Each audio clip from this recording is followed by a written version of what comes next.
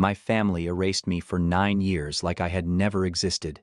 No birthday calls, no holidays, no acknowledgement that I was even alive. The last thing my father ever said to me before he threw my suitcase into a Chicago snowstorm was, "You're dead to me."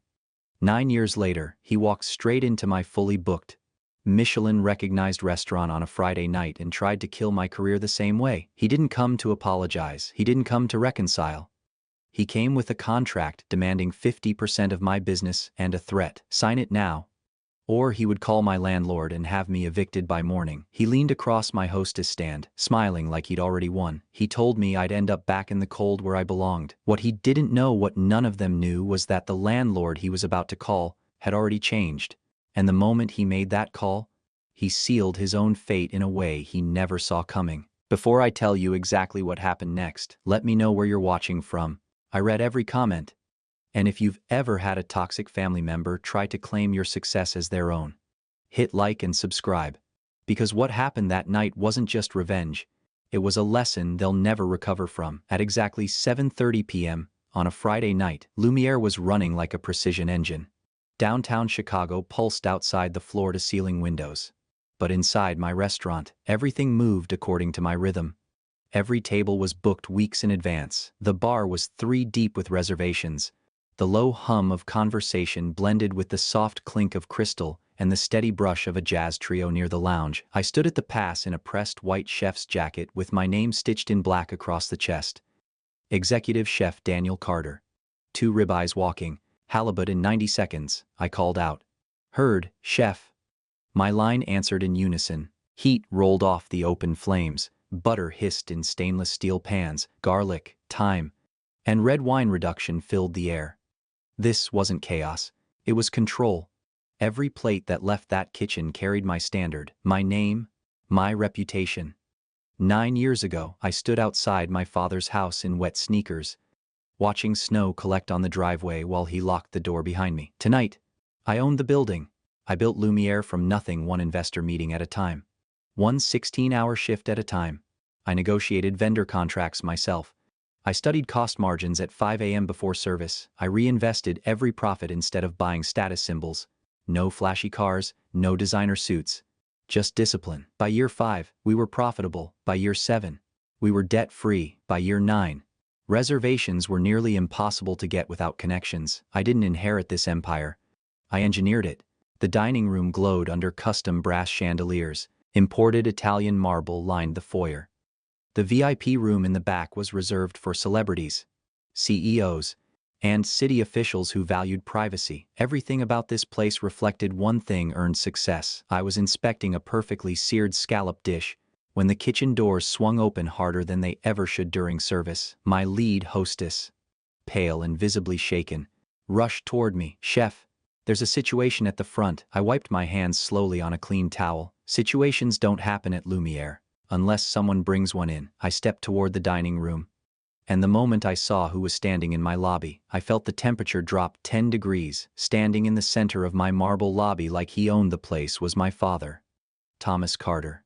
Same tailored navy suit, same posture, same expression of controlled contempt. Behind him stood my mother, Evelyn, clutching her purse like a prop, my younger sister Madison, draped in silk and entitlement, and her husband, Marcus Bennett, wearing a velvet blazer that cost more than most people's rent but somehow still looked cheap on him.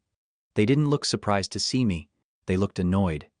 Get your manager, my father barked at my hostess, and clear the VIP room. We'll be dining privately. Several guests turned their heads. The jazz trio faltered for half a second before recovering. I stepped forward, hands behind my back. I'm the owner, I said evenly. You don't have a reservation. My father finally looked at me. Not warmth, not shock, just irritation. There you are, he said flatly. Good. Saves us time. He didn't ask how I'd been. Didn't acknowledge the 9-year silence.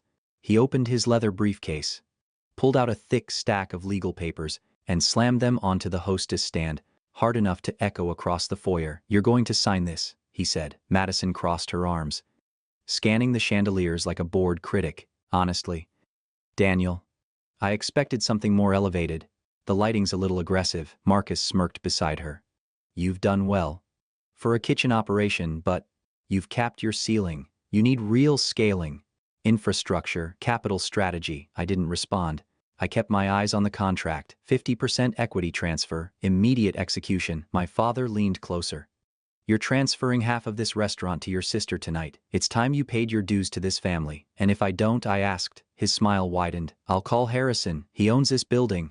We play golf every Sunday. One call, and your lease is terminated by morning. He let that sink in. You'll be out on the street again, exactly where you belong. Marcus adjusted his cufflinks. It's just business, Daniel.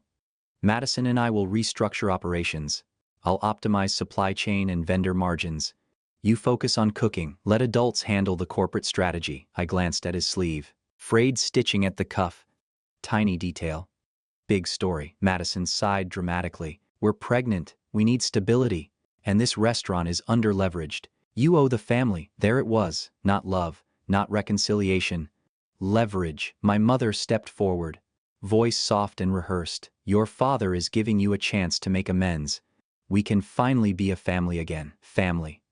They erased me for 9 years. Now they wanted dividends. My hostess stood frozen beside us, hand hovering near the phone to call security. Any other business owner would have had them removed immediately. But throwing them out wouldn't teach them anything. They didn't come here to eat, they came to take. And I wasn't interested in a quick eviction. I wanted them seated, comfortable, confident. I gave my father a thin, controlled smile. There's no need to make a scene, I said calmly. I turned to my hostess. Sarah, please escort my family to the VIP room. Best table, full service. My father's chest puffed out instantly. Madison smirked at the surrounding diners. Marcus whispered something about acquisition timelines. They walked through the dining room like they were already celebrating a hostile takeover. The VIP room doors closed behind them with a heavy, insulated thud. Soundproof. Private. Perfect. Tonight wasn't going to end the way they thought, and my father still believed he was the one holding the power. The last time I saw my father before tonight, I was 25 years old. It was January. Chicago was buried under a brutal lake-effect blizzard. The kind of cold that doesn't just sting, it bites. I was standing on the front porch of our suburban house with 2 trash bags at my feet. Everything I owned was stuffed inside them. Clothes, a knife roll from culinary school, a framed photo of my grandmother. Inside the house, the lights were warm, yellow, comfortable. Outside, the wind cut straight through my jacket. My crime: refusing to co-sign a $110,000 personal loan for Madison. She wanted to invest in a luxury boutique concept that didn't exist yet. My father called it a family opportunity. I called it financial suicide. I told him no. That was enough. He opened the door, tossed my bags into the snow, and stepped back inside without raising his voice. You're selfish, he said evenly. You don't understand loyalty. You're dead to me. My mother stood in the hallway behind him. She didn't speak. Madison didn't come to the door at all. I remember the exact sound the deadbolt made when he turned it. Click. I didn't bang on the door. I didn't beg. I picked up the bags, walked down the driveway, and didn't look back. They never called, not on my birthday, not when I graduated culinary school, not when I opened Lumiere. For 9 years, I didn't exist.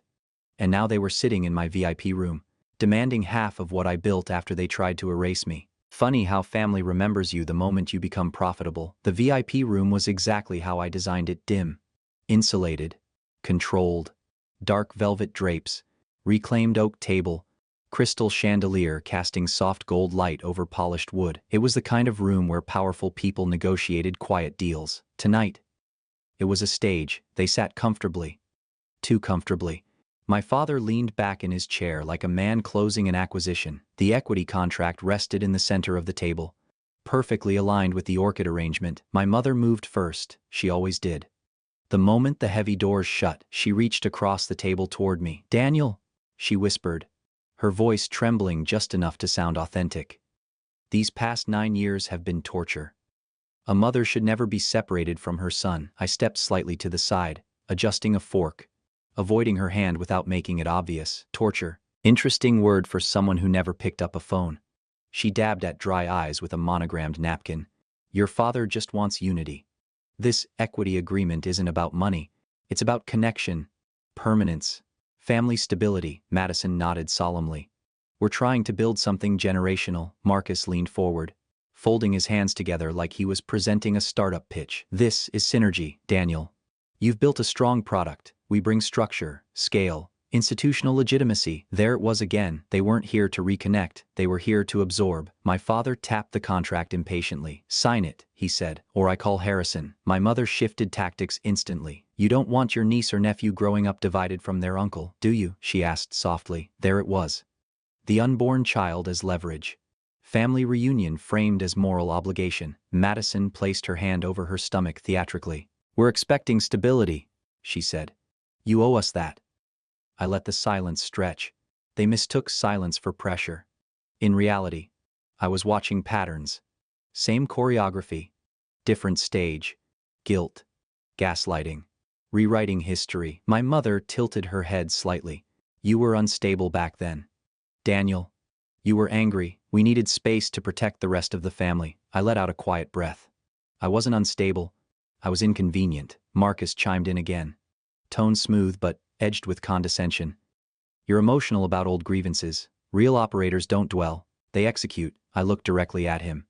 He held eye contact for exactly 2 seconds before glancing away. My father leaned forward, voice lowering. "This is your opportunity to fix what you broke. Fix what I broke. They stole my trust fund. They erased my name.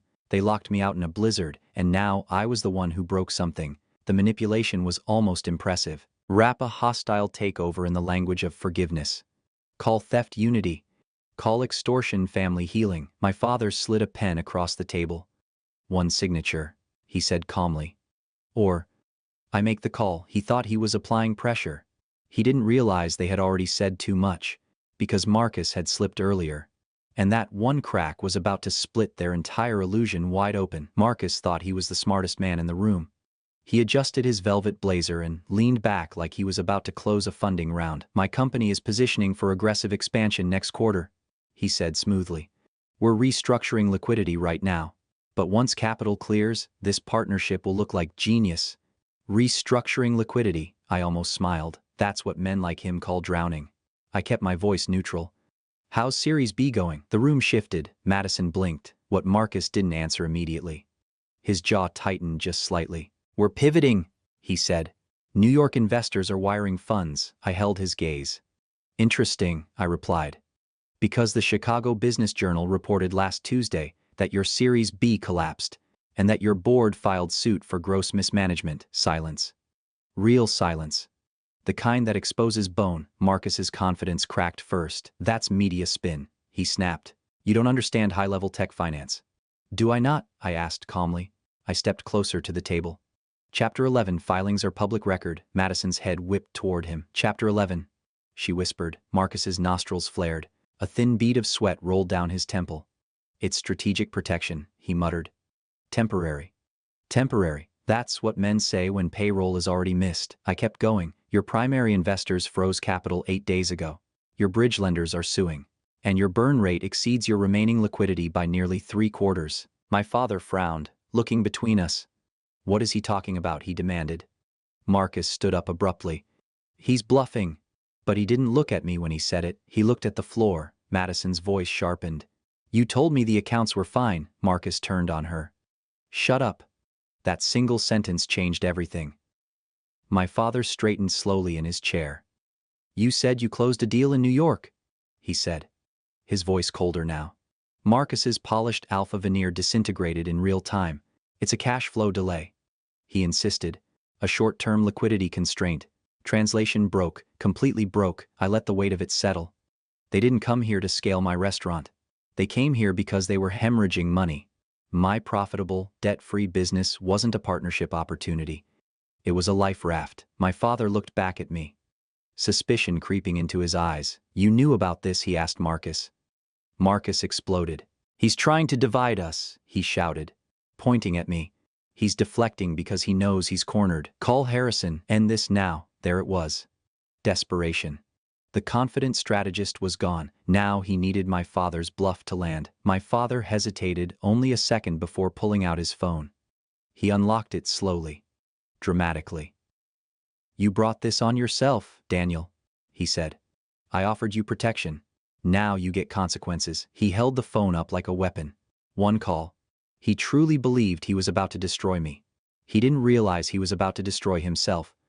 And this time, I wasn't the one standing in the snow. My father scrolled through his contacts with deliberate confidence. He wanted the performance. He wanted the room to feel it. "You still don't understand how the real world works," he said, thumb hovering over the screen. "In this industry, you're nothing without your location, and I know the man who owns yours." He pressed call. The outgoing ring echoed against the velvet walls of the VIP room. Marcus leaned forward, breathing hard. Madison clasped her hands together, like she was watching a verdict being read. My mother stared at me, waiting for panic. I didn't blink.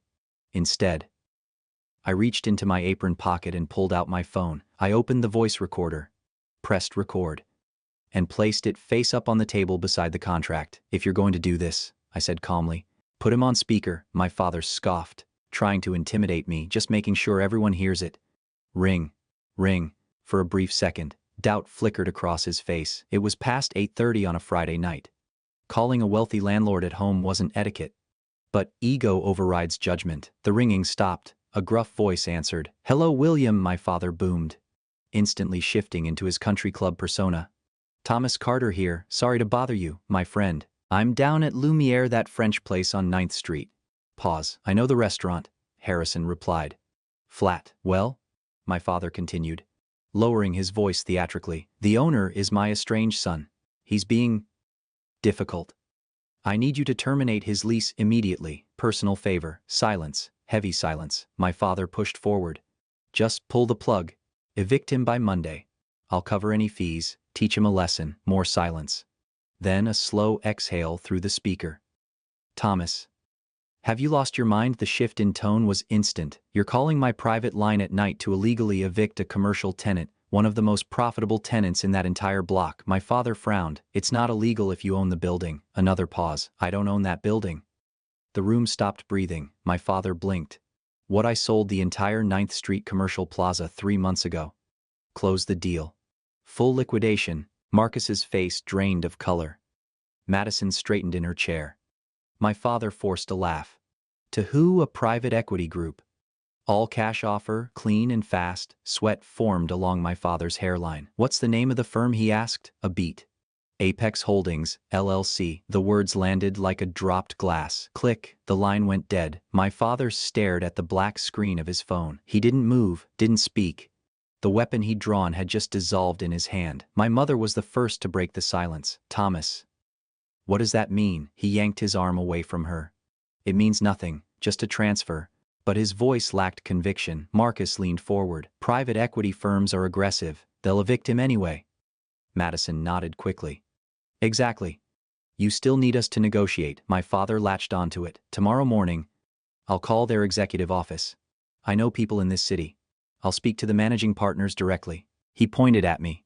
"You got lucky tonight, that's all." Lucky. I reached over and stopped the recording on my phone. "Are you planning to track down Apex Holdings in the morning?" I asked evenly. "You're damn right I am." "There's no need," I replied. He frowned. I stood up slowly, walked to the far mahogany wall, pressed my palm against a nearly invisible panel. Click. The hidden safe opened. My mother gasped. I entered the 6-digit code. Inside sat a thick manila envelope stamped with the official seal of the Illinois Secretary of State. I removed it, closed the safe, walked back to the table. My father's eyes locked onto the state seal instantly. He knew paperwork. He worshipped it. I unwound the string tie, pulled out the official documents, and placed them directly on top of the 50% equity contract he'd been forcing toward me all night. "Read it," I said. He hesitated. His hands were trembling now. He leaned forward and scanned the header. "Articles of Organization, Apex Holdings, LLC." His eyes moved down the page, stopped, froze. I tapped the line with my finger. "Sole managing member."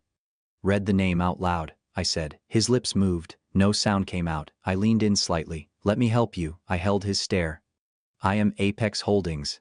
And for the first time all night he understood he had just threatened the wrong man. The color drained from my father's face so fast it was almost violent.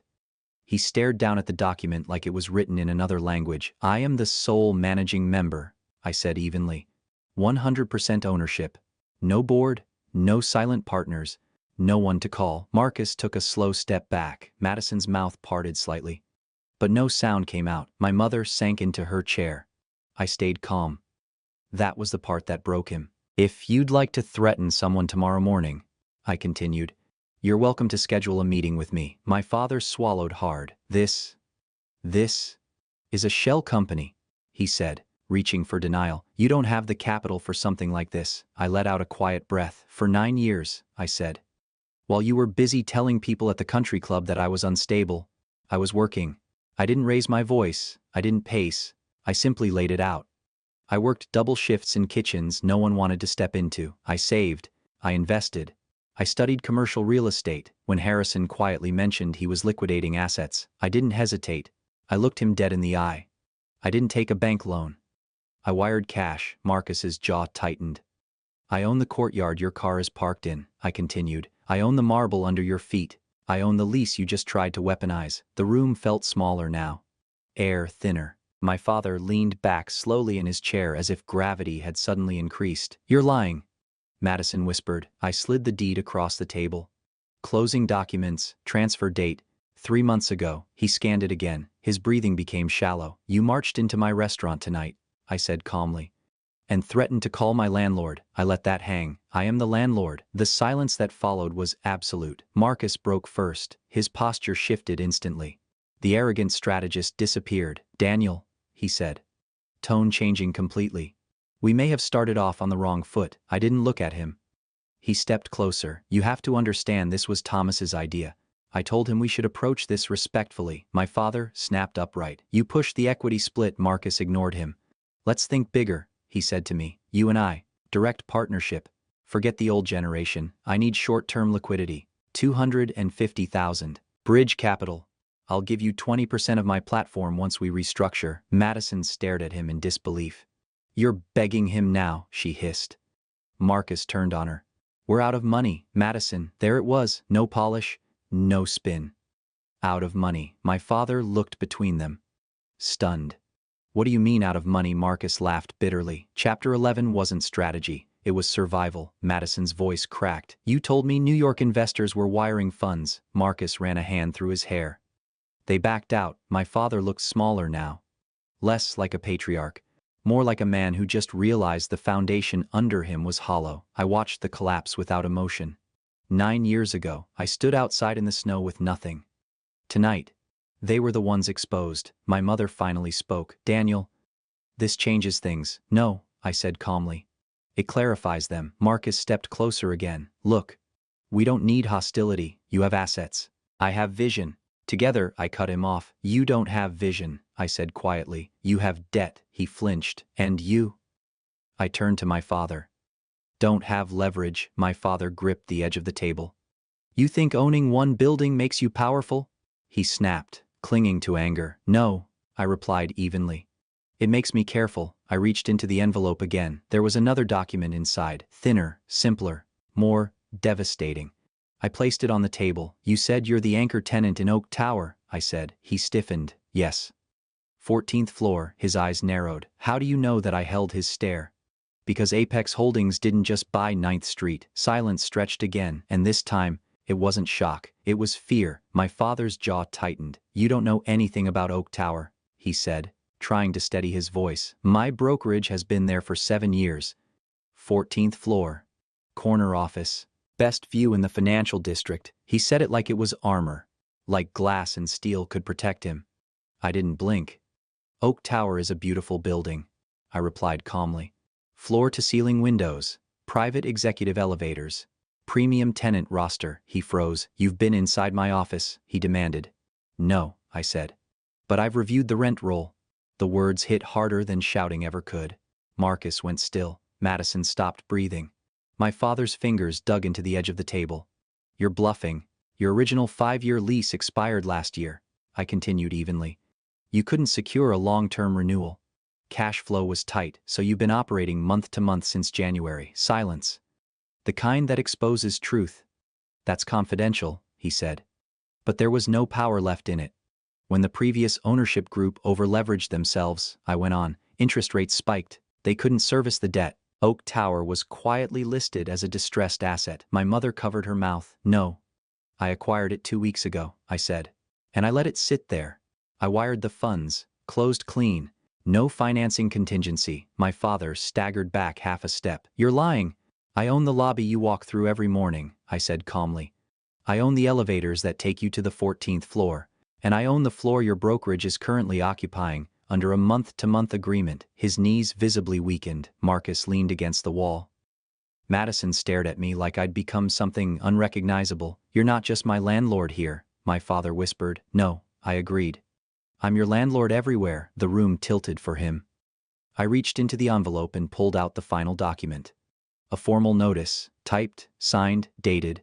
I slid it across the table. Under Illinois commercial real estate law, a month-to-month lease allows adjustment with proper notice, I said evenly.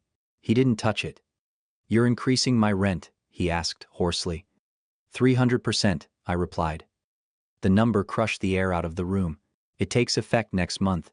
You can sign and pay the new rate. Or vacate within 30 days, Marcus whispered. Oh, my God. My father stared at the paper like it was a death certificate, without Oak Tower. His brokerage wasn't prestigious, without the address. His wealthy clients wouldn't trust him. Perception is currency in that world, and I had just devalued his entire identity. You wouldn't do this, he said quietly. I'm your father. 9 years ago, that word meant something. Tonight. It didn't. You tried to evict me from my own property, I said. You threatened to end my career in front of my staff. I leaned slightly closer. You taught me how the real world works. He collapsed back into his chair, not physically broken, but strategically dismantled. Marcus stayed silent now. He understood leverage when he saw it. Madison looked at her father like she was watching a statue crack. My mother began to cry softly. You're destroying this family, she whispered. I shook my head. No, I said calmly. You did that 9 years ago. The velvet room felt colder. He had walked in believing he controlled the board. He was leaving understanding he never did, and we weren't finished yet. The room was silent except for my father's uneven breathing. He stared at the rent increase notice like it might rewrite itself if he waited long enough. I let the silence stretch. Then I picked up the black leather check presenter from the sideboard. There's one more matter, I said calmly. 4 heads lifted slowly. You've been seated in my private VIP room for over an hour. You ordered off-menu items, premium wine, specialty imports. I opened the booklet and removed the itemized receipt. Let's review. My voice stayed clinical. Controlled. Private VIP minimum on a Friday night $1,000. Chateau Margaux Reserve $500.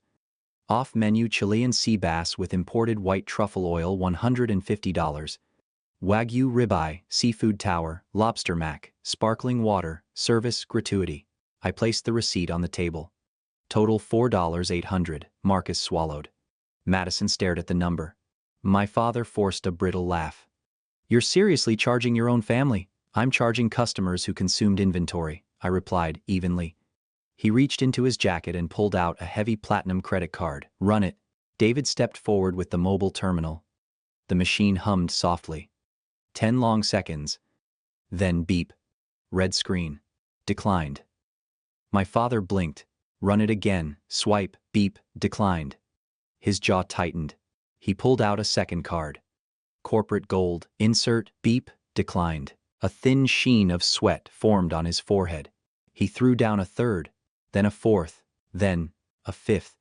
Each one declined. Marcus let out a short, humorless laugh. Don't look at me, he said. I'm in bankruptcy. Madison's voice trembled. My accounts are frozen. My mother fumbled inside her purse and pulled out a checkbook. All right. We don't accept personal checks from financially unstable parties, I cut in calmly. The humiliation was complete. They had walked in acting like royalty.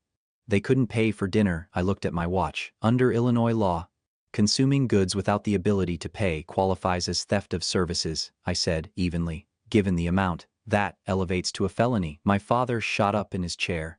You wouldn't dare. I'm giving you 5 minutes, I replied. Call someone. Wire transfer. Venmo. However you want to handle it, Marcus paced. Madison began breathing rapidly. My father scrolled through contacts he would never call because begging would expose him. 5 minutes passed, no payment. Madison snapped first. This isn't fair, she screamed, sweeping her arm across the table. Glass shattered, silverware clattered. The seafood tower crashed to the floor in an explosion of ice and lobster shells. Security entered instantly. Marcus lunged. He was restrained. My father shouted threats. He was pinned. I pulled out my phone. Dialed 911. "I need officers at Lumiere," I said calmly. "Felony theft of services and property destruction. 3 individuals detained." Within minutes, Chicago PD stepped into the wrecked VIP room. My father straightened his tie. "This is a family misunderstanding," he insisted. I handed the officer the receipt. The declined slips. The security footage queued on my phone. "I'm pressing charges," I said. The handcuffs came out. Metal clicked. My father's face went pale. Marcus surrendered quietly. Madison sobbed as cuffs locked around her wrists. They were escorted through the dining room. 100 patrons watched in stunned silence. Jazz stopped mid-note. My father tried to hold his head high. Then he turned toward me and shouted, "You're dead to me." I didn't raise my voice. "I died 9 years ago," I replied evenly. "You're screaming at a landlord," and the doors opened to the cold Chicago night. The handcuffs were loud. That was the first thing I noticed. Metal on bone, sharp, final. The officers positioned them, single file, Marcus first. Then Madison. Then my father. My mother wasn't cuffed.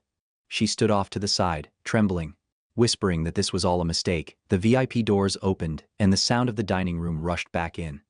Conversation stopped mid-sentence. Wine glasses hovered in the air. A room full of CEOs, attorneys, investors, the kind of people my father used to impress with stories about legacy and discipline, watched him walk past in handcuffs, slowly. Under my chandelier. Across my marble floors, Marcus kept his head down. Madison was crying openly now, mascara streaking. My father tried to maintain posture. Chin up, shoulders back. But humiliation has weight, and it bends even the proudest men. One of my regular clients, a private equity partner who dines here every month, recognized him. "Thomas," he said quietly. No response. Just the shuffle of polished shoes against tile. My father stopped near the entrance. He turned toward me one last time. "You've destroyed your own blood," he said hoarsely. I stepped forward, hands clasped behind my back. "No," I replied evenly. "You tried to threaten a landlord in his own building." The words landed hard. The officer guided him forward. The front doors opened. Cold Chicago air rushed inside. 9 years ago, I stood outside in that cold alone. Tonight he walked into it in handcuffs. And I didn't feel rage. I didn't feel triumph. I felt balance. The doors closed behind them. The jazz resumed, and service continued. The dining room noise faded the moment I pushed back through the kitchen doors. Heat hit me first. Butter, garlic, flame, order, controlled chaos, exactly how I left it. My sous chef looked at me, searching my face for something: anger, distraction, collapse. I gave him none of it. "Fire table 12, I said calmly. 2 duck, 1 tasting menu, plate the scallops tighter." "Heard, chef." The line moved instantly. Knives resumed their rhythm. Pans hissed. The expo light warmed my hands as plates slid into position. Nothing had changed, and that was the point. 9 years ago, I stood in the snow with nothing but a knife roll and pride. Tonight, I stood at my pass with a full brigade behind me and a reservation list booked 3 weeks out. Stability isn't loud. It doesn't shout. It doesn't slam contracts on tables. It just exists. I adjusted microgreens on a plate with tweezers. Steady hand. Steady breath. My phone buzzed once in my pocket. Unknown number. Ignored. Another plate came up slightly messy. I sent it back without raising my voice. Again. Heard. No chaos, no emotion, just standard. The dishwasher cracked a small joke under his breath. A line cook laughed. The rhythm never broke. I realized something standing there. I didn't feel vindicated. I felt insulated. They no longer had access to me. Not emotionally, not financially, not structurally. My world didn't shake because they no longer held any part of it. "Service?" my sous asked quietly. I glanced toward the dining room doors. Then back at the line. "Smooth," I replied. And that was the truth. The storm had passed. But inside this kitchen, everything stayed exactly where it belonged. "Heard, chef." The line echoed again. And I went back to work. 30 days is enough time for reality to settle in. Oak Tower didn't negotiate. When the 300% rent adjustment notice became official, my father tried to posture, claimed it was temporary, claimed he had options. He didn't. Within 3 weeks, the 14th floor was empty. The brass nameplate that once read Carter Financial Group was unscrewed and boxed up by a facilities manager who didn't care about legacy. Clients followed perception, not loyalty. Without the address, without the prestige lobby, without the skyline view, the illusion cracked. Half his book of business transferred to competitors within days. Reputation in that world is oxygen, and I had quietly reduced the supply. Marcus's situation deteriorated faster. Chapter 11 turned into federal scrutiny. Investors alleged misrepresentation. The board subpoenaed internal communications. His strategic restructuring became a public cautionary tale in tech circles. Madison filed for divorce before the month ended. Not dramatic, not explosive, calculated. She cited financial non-disclosure. She moved back in with my parents temporarily, though, temporarily stretched thin when assets froze and savings proved fictional. My mother tried to call me twice. I let it ring. Not out of cruelty, out of clarity. Meanwhile, the 14th floor of Oak Tower didn't stay empty long. I leased it to a nonprofit workforce development program for young culinary students. 14,000 square feet. $1 per month. Symbolic. They installed classrooms where my father's conference table once stood. Stainless prep stations replaced leather executive chairs. The skyline still framed the windows, but now it reflected opportunity instead of ego. At Lumiere, reservations increased. People talk, not about revenge, about composure. Investors respect restraint more than aggression, and I had demonstrated both power and discipline in a single evening. I didn't celebrate, didn't post anything online, didn't give interviews. I simply reviewed quarterly projections and finalized next year's expansion strategy, because success isn't a moment, it's maintenance. 1 month later, my family's empire looked smaller. Mine looked quieter, stronger, and completely insulated. Balance had been restored. People love to say, blood is thicker than water. What they don't tell you is that blood can drown you if you don't set boundaries. For a long time, I thought success would make them proud, that, if I worked hard enough, built something undeniable enough, they would finally see me. That's the trap. Toxic family systems don't reward growth. They resent it. They don't want you successful, they want you accessible, controllable, useful. 9 years ago, I learned the difference between forgiveness and self-preservation. Forgiveness is internal. Access is optional. You can wish someone well and still never hand them the keys to your life again. What happened that night wasn't about revenge. It was about enforcement. Boundaries aren't real until they're tested. And when mine were tested, I didn't yell, I didn't beg, I executed. Your success is the only apology you'll ever need. And sometimes, the most powerful thing you can say to someone who tried to erase you is nothing at all, just results.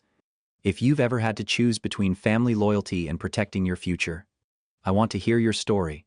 Drop a comment, let me know where you're watching from, and if this hit home, hit like and subscribe, because sometimes the quietest man in the room owns the building. This story was created by the Fish Tells Stories team for entertainment purposes only. Do not attempt to replicate any actions described.